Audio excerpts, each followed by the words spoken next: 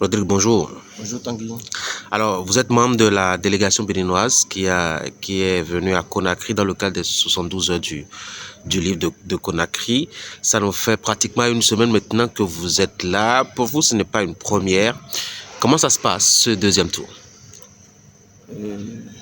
Merci. Il faut dire qu'en novembre dernier, ça veut dire qu'il y a environ 5 mois, j'étais à Conakry, mais dans un tout autre cadre. C'était dans le cadre du prix Orange du livre en Afrique, dont l'un de mes auteurs était finaliste. Donc, nous avons passé quelques jours à l'hôtel de l'université Ahmed Kamel. Et on nous a appris des techniques pour la typographie et pour la correction.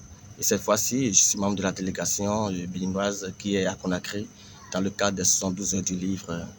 Il faut avouer que l'accueil a été assez convivial.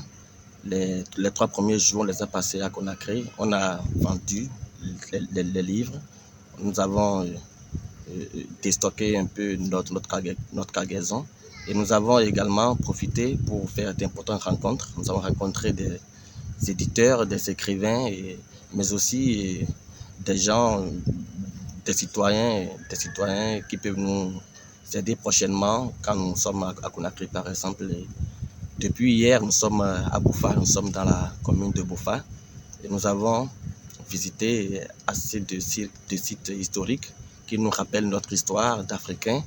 Nous avons été à un endroit où on nous a présenté l'un des descendants du roi qui a fondé la localité après la bataille de Kirina qui a opposé Sundiata Keita à Soumaoro Kanté.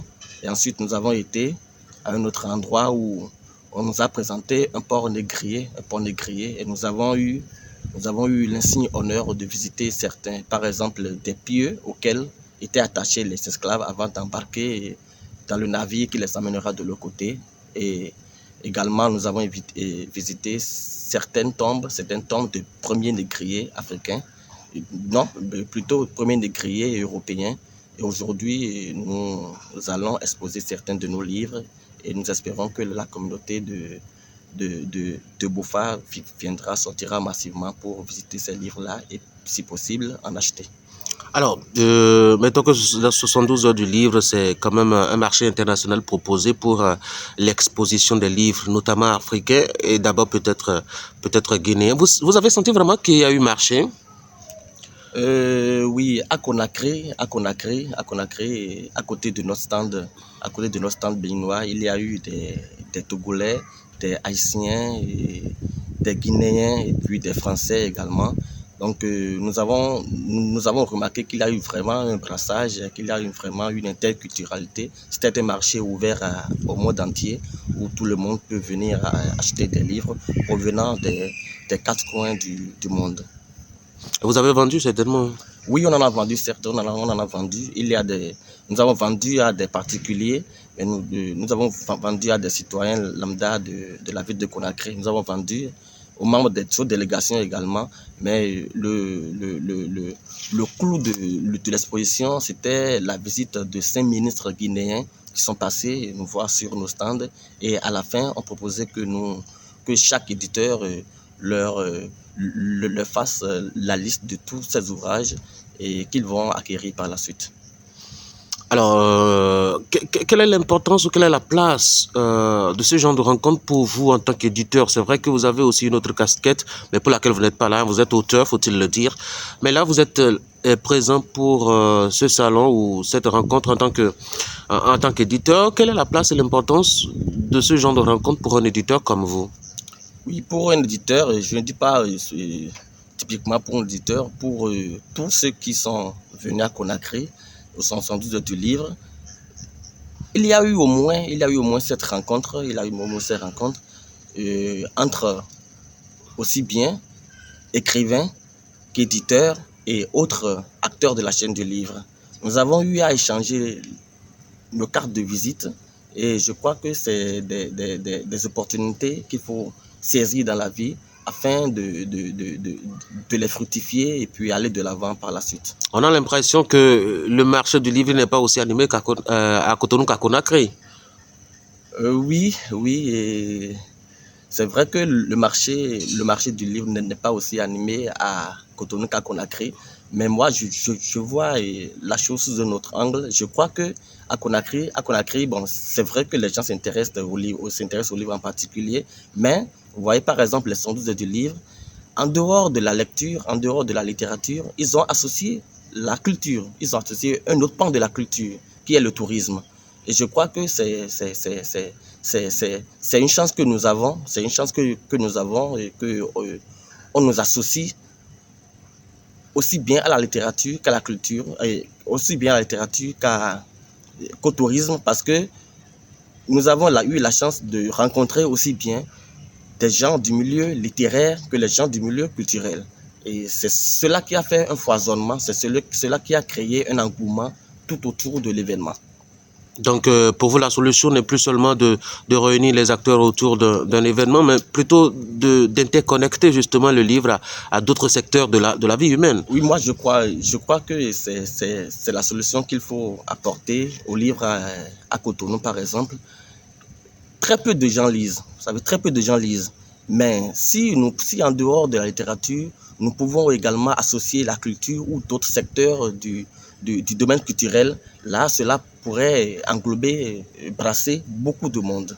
Qu'est-ce qui, à votre avis, peut justifier cette réussite de l'organisation des 72 heures de livre?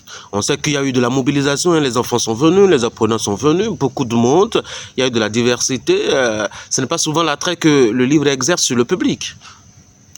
Oui, mais il ne faut pas oublier que l'événement a été organisé par l'Harmattan. L'Harmattan qui a un grand pouvoir aussi bien à l'Occident qu'en Afrique ici. Donc, nous avons vu que l'Harmattan s'est massivement mobilisé autour de l'événement, et le délégué général de l'événement, M. Sansi Kamara, et nous avons vu également qu'il a mobilisé les politiques autour de l'événement, ce qui n'est pas toujours le cas au Bénin chez nous. Comment faut-il justement amener les politiques vers les livres, à votre avis? Amener les politiques vers les livres, c'est un problème que nous devons voir, sous tous les angles. Et je crois qu'en Guinée ici, il y a au moins des politiciens, il y a au moins des politiques qui écrivent, un peu comme à Lomé, comme au Togo, il y a des politiciens qui écrivent.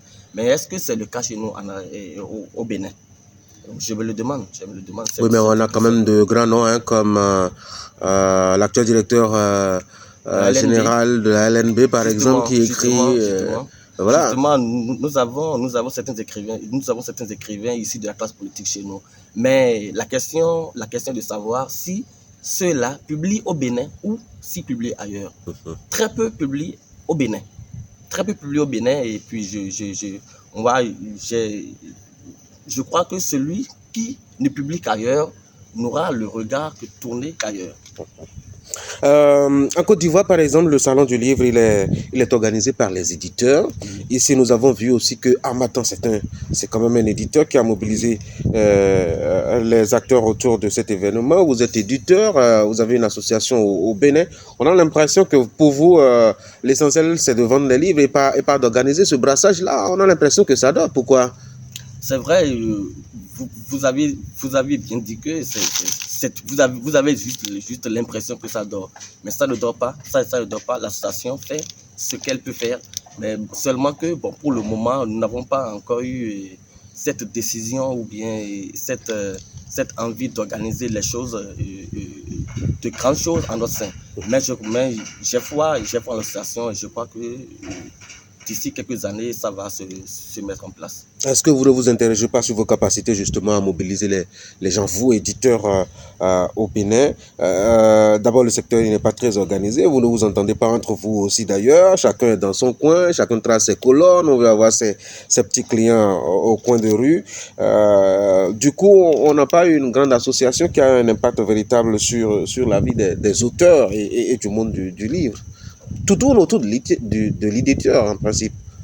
C'est vrai, vous avez raison, et puis bon, il n'y a pas que chez les éditeurs. Vous savez, dans toute organisation, il y a toujours des querelles intestines. Maintenant, il nous revient à nous, éditeurs, de nous asseoir pour aplanir les différends afin que le secteur profite à chacun de nous. Que pensez-vous de ce qui se fait en termes de réforme au sein du secteur aujourd'hui, sinon depuis 2016 à la limite? Oui, depuis 2016, à la limite, moi je crois qu'il y a eu une avancée. Il y a eu une avancée. Il y a eu une avancée. Si seulement nous prenons l'organisation des Grands Prix littéraires du Bénin, au début, c'était pas comme ça. C'était chaque 2 ans que ça s'organisait.